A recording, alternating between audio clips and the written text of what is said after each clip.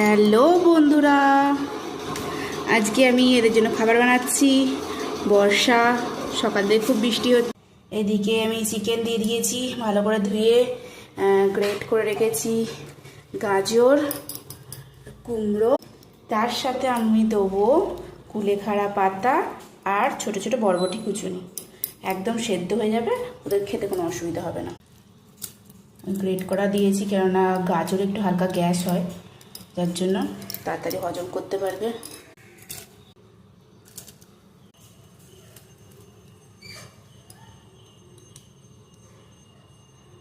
দেখুন হয়ে গেছে, এবার সবাইকে দিয়ে দেবো।